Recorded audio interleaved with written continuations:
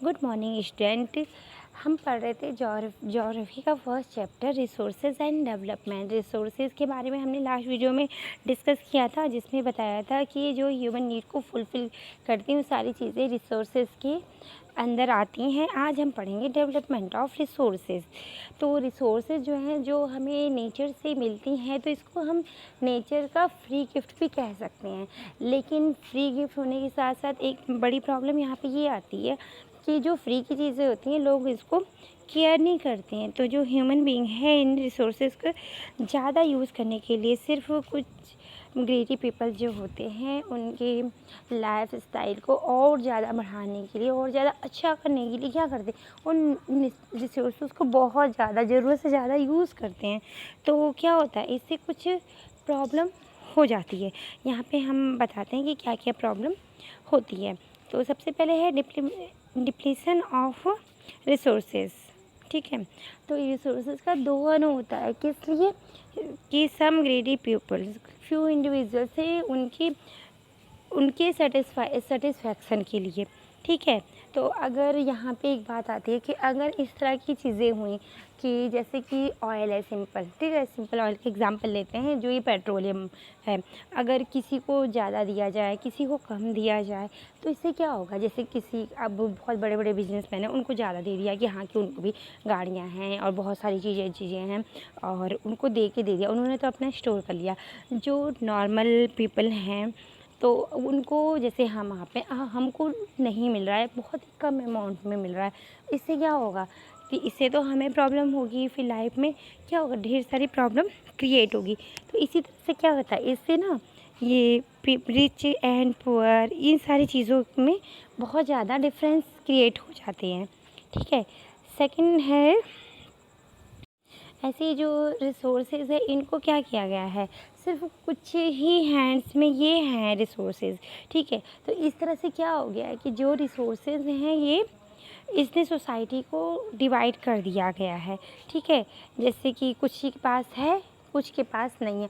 अब जैसे poor people है, इनको अपनी लाइफ की नीड्स को फुलफ़िल करने के लिए बहुत ज़्यादा मेहनत करनी पड़ती है, हार्ड वर्क करते हैं और इसकी वजह से क्या वो और ज़्यादा पुअर हो जाते हैं। और जो अदर पर्सन है जिनके पास सारी सुविधाएं हैं, सब कुछ है और रिसोर्सेज भी उन्हीं के पास है ज़्यादातर, तो क्या होता है, इससे अभी बताया था ना कि अमीर गरीबी सारी चीज़ें और ज़्यादा होती रहती हैं। इनके बीच में बहुत ज़्यादा डिफ्रेंशिएट आ जाता है और कह सकते हैं कि सोसाइटी जो है दो कैटेगरी में डिवाइड हो जाती है। एक के पास है सब कुछ है और एक के पास सिर्फ और सिर्फ बहुत ज़्यादा जो बेसिक नीड है सिर्फ वही है।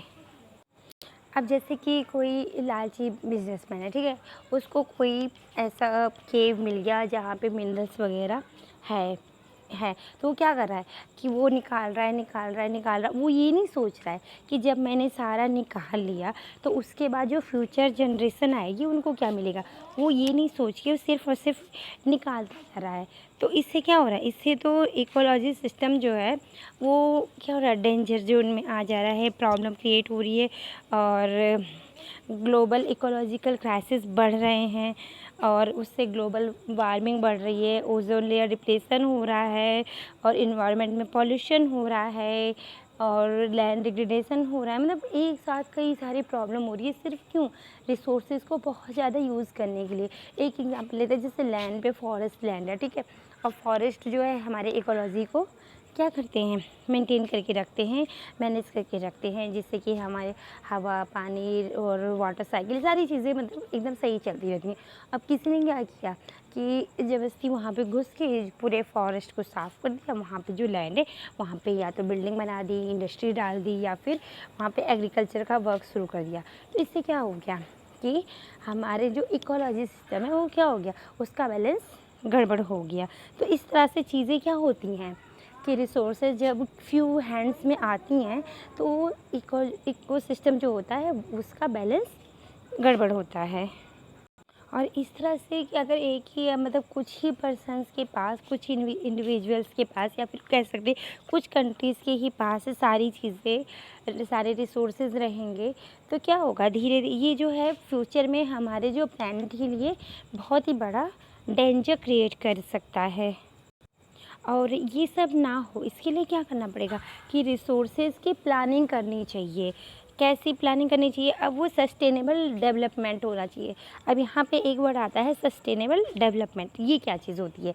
तो सस्टेनेबल डेवलपमेंट होता है कि हम फ्यूचर के लिए जैसे कोई भी रिसोर्स हो, ठीक है, हाँ, जैसे कोल अगर हम निकाल रहे हैं, ठीक है, तो हम सिर्फ ये ना सोचें कि जितना कोल है सब निकाल लें। उसके लिए कुछ रूल्स एंड रेगुलेशन बनने चाहिए कि हाँ, इतना कोल निकालने के बाद जो बचा हुआ है वो हम फ्यूचर जनरेशन के लिए छोड़ दें, जिससे कि आगे वाली जनरेशन जो है उनको वो सारी चीज़ें मिल सके, उनको इन छोटी छोटी चीज़ों के लिए आपस में प्रॉब्लम ना क्रिएट हो। कह सकते हैं कि सस्टेनेबल डेवलपमेंट क्या होता है कि मीन्स जो इन्वायरमेंट को डैमेज ना करे और फ्यूचर की प्लानिंग को लेकर के हम रिसोर्सेज का यूज़ करें, तो वो होता है सस्टेनेबल डेवलपमेंट।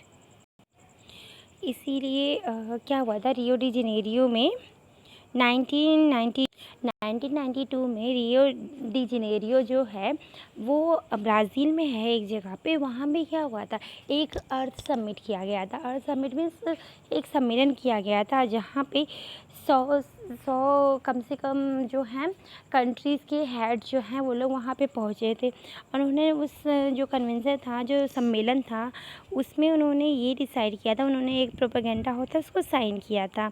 और वो किससे रिलेटेड था? वो environmental protection and socio economic development के अंडर में था। मीन्स कह सकते हैं कि वो अर्थ समिट जो था उसमें इन्वायरमेंट को कैसे बचाया जाए, कैसे प्रोटेक्ट किया जाए, ये चीज़। और जो सोशल इकोनॉमिक है, जो रिच एंड पुअर के बीच में जो डाइवर्जन क्रिएट हो गया, इन सबको कैसे किया जाए। कुछ रिच कंट्री है, कुछ नहीं है, तो मतलब कैसे आपस में सारी भीड़ कम से कम किया जाए, इन सारी चीज़ों पे सब लोगों ने समिट किया था, कन्वेंशन किया था। उस समिट में global climatic change and biological diversity जो है उसमें उस पे सारे स्टेट के जो हेड हैं उन्होंने साइन किया था। और उन्होंने क्या किया था, एजेंडा 21 को अचीव करने के लिए कि 21 सेंचुरी में एजेंडा 21 अचीव करेंगे, इसके लिए उन्होंने बात कह सकते हैं कि सस्टेनेबल डेवलपमेंट इसके बारे में था। और उन्होंने ये एजेंडा 21 की बात वहाँ पे रखी गई थी। अब ये एजेंडा 21 है क्या? तो एजेंडा 21 में डिक्लेयर किया गया था कि जो वर्ल्ड के लीडर 1992 में इकट्ठा हुए थे, तो वो हमें ना यूनाइटेड नेशन कॉन्फ्रेंस हुआ था जो कि इन्वायरमेंट एंड डेवलपमेंट पे था। तो ये था मेन, उसमें एजेंडा 21 में कहा क्या गया था, तो उसमें ये कहा गया था कि जो इन्वायरमेंट डैमेज हो रहा है, वो जो गरीबी है, जो ग्लोबल जो डिजीज़ेज़ हैं उन पे ग्लोबल कोऑपरेशन से क्या होगा, उसमें इंटरेस्ट लेके उसको ठीक करने के लिए वर्क करेंगे। और जो कुछ नीड्स हैं, ठीक है, और जो नीड्स के लिए क्या करेंगे, और कुछ रिस्पॉन्सिबिलिटीज़ हैं हमारी अपने अर्थ के लिए, प्लेनेट के लिए और हमारे इन्वायरमेंट के लिए, जो सारी चीज़ें हैं हमारे रिसोर्सेज के लिए, जो हमारी रिस्पॉन्सिबिलिटी है, वो सारे लोग ना उसको क्या करेंगे, सारे लोग उसकी रिस्पॉन्सिबिलिटी लेंगे, उसकी केयर करने की रिस्पॉन्सिबिलिटी लेंगे, ठीक है। और इसमें एक ये बात थी कि जो लोकल गवर्नमेंट है, जैसे जिस कंट्री में जो गवर्नमेंट चल रही है, वो एक खुद का एक लोकल एजेंडा 21 बनाएंगे। अब देखिए हर कंट्री अलग अलग जगह पे है ग्लोब में, अगर आपने देखा होगा तो कहीं पे बहुत ठंड पड़ती है, कहीं पे बहुत ज़्यादा गर्मी पड़ती है, कहीं पे मॉडरेट रहता है, कहीं पे मतलब हर जगह अलग अलग क्लाइमेट है। तो एक ही एजेंडा जो है, सेम एजेंडा पूरे वर्ल्ड में नहीं चल सकता है। तो इसलिए ये हुआ था कि वहाँ की जो हर देश अपने अपने कंट्री के लिए एजेंडा बनाएंगे, जिससे कि उसको फॉलो करके अपने इन्वायरमेंट्स को और अदर जो रिसोर्सेज हैं, सारी चीज़ें हैं, उनको क्या करेंगे, फुलफ़िल करेंगे, जिससे कि टेक केयर करेंगे, ठीक है, टेक केयर करेंगे और नीड्स को फुलफ़िल करेंगे। पावर्टी के लिए वो कुछ ऐसे रूल्स बनाएंगे जिससे कि पावर्टी कम हो, बीमारियाँ वगैरह दूर हों। अब यहाँ पे एक पॉइंट ये आया है कि अगर हमें किसी एरिया को डेवलप करना है, ठीक है, तो वहाँ पे रिसोर्सेज की अवेलेबिलिटी क्या होनी चाहिए, रिसोर्सेज अवेलेबल होना चाहिए और नेसेसरी जो रिसोर्सेज हैं वो नेसेसरी कंडीशन है।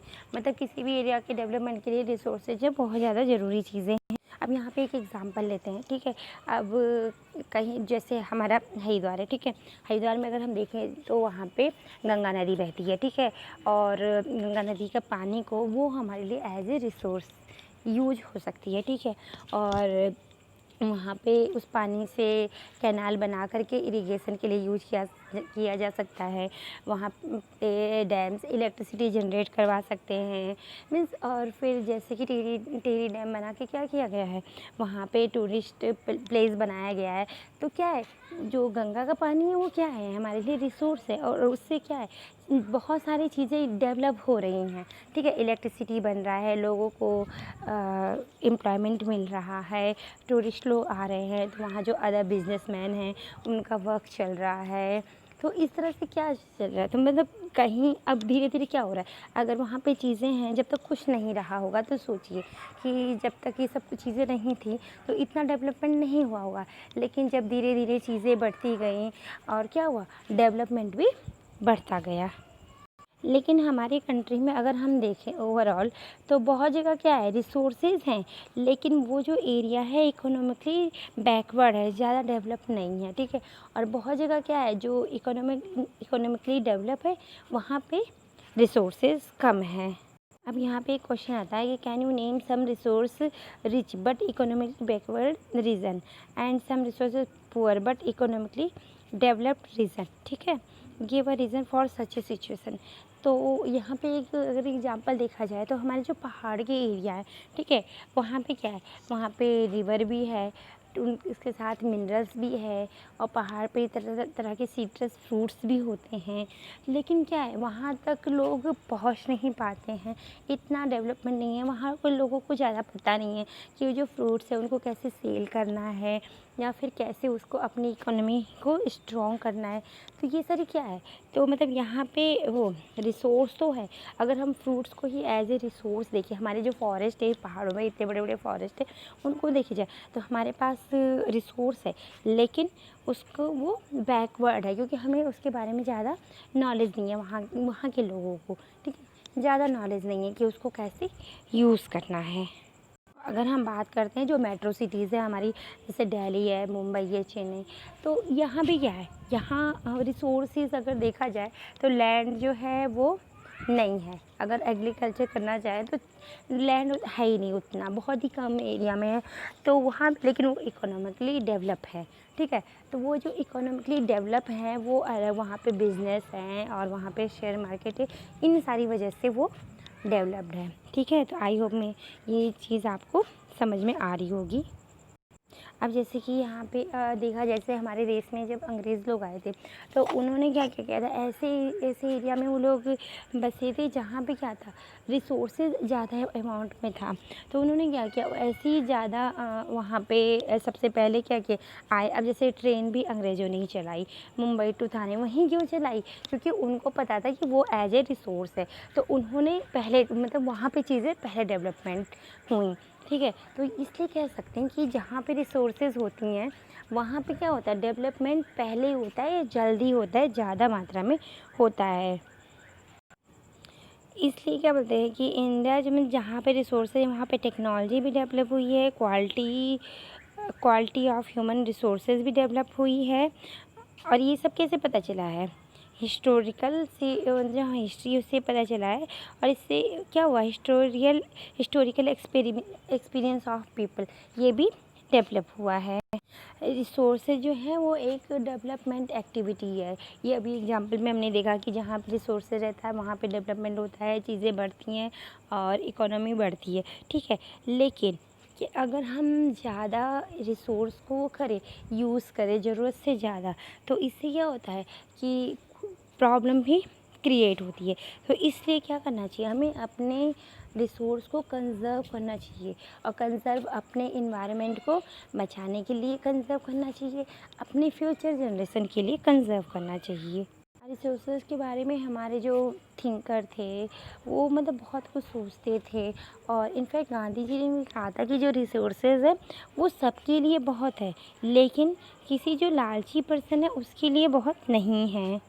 अब कह सकते हैं कि जो एक्सप्लॉयटेशन हो रहा है रिसोर्सेज का, मतलब ज़रूरत से ज़्यादा उसको यूज़ कर रहे हैं, उसका दोहन कर रहे हैं, तो वो कैसे हो सकता है? तो मॉडर्न टेक्नोलॉजी जो है वो इसका रूट कॉज है कि मीन्स मॉडर्न टेक्नोलॉजी से नई नई मशीनें बन गई हैं, नए नए इंस्ट्रूमेंट्स बन गए हैं और तरह तरह की चीज़ें आ गई हैं, जिससे कि क्या है कि हम अब जैसे समुद्र से पेट्रोलियम निकालना है तो पहले उतना नीचे नहीं जा सकते थे। अब मॉडर्न टेक्नोलॉजी से क्या है कि वो हम ओशियन के अंदर बहुत बहुत बहुत अंदर तक डीप होल कर सकते हैं। और डीप होल जैसे अफ्रीका में बताया था कि 300 किलोमीटर अंदर तक होल किया गया है ऑयल के लिए। तो ये करना सही था? ये करना बिल्कुल भी सही नहीं है। तो क्या होता है, इससे हमारे नेचर में हमेशा प्रॉब्लम क्रिएट होगी। अगर नेचर का बैलेंस ख़राब होगा और हमारे इकोलॉजी का बैलेंस ख़राब होगा तो ज़ाहिर सी बात है उसका इफ़ेक्ट जो है एनिमल्स पे, ह्यूमन बीइंग्स पे या फिर जो फॉरेस्ट है, ट्रीज़ हैं, सारी चीज़ों पे पड़ेगा। अगर नेशनली देखा जाए तो जो क्लब ऑफ रोम है उसने रिसोर्स कंजर्वेशन के बारे में फ़र्स्ट टाइम सिस्टमेटिकली वे में बताया था इन 1968 में, ठीक है। उसके बाद फिर 1974 में तो जो गांधी जी की फ़िलॉसफी थी कि क्या है, सबके लिए इनफ है, सबके लिए बराबर है, लेकिन लालची के लिए नहीं है। और उन्होंने एक बुक लिखी थी, इसका नाम था स्मॉल इज़ ब्यूटीफुल। तो इसमें यही चीज़ बताया था कि हमारे जो है रिसोर्सेज उनको कंज़र्व करना चाहिए। आवर कॉमन फ्यूचर ये एक बुक है, तो इसमें भी सस्टेनेबल डेवलपमेंट के बारे में बताया गया है कि मीन्स उतना ही यूज़ करो जितना की ज़रूरत है, ज़्यादा नहीं, एक्सप्लॉइट नहीं करना है, ठीक है। ओके स्टूडेंट, इस वीडियो में इतना ही। नेक्स्ट वीडियो में हम इसके आगे का पढ़ेंगे। Thank you.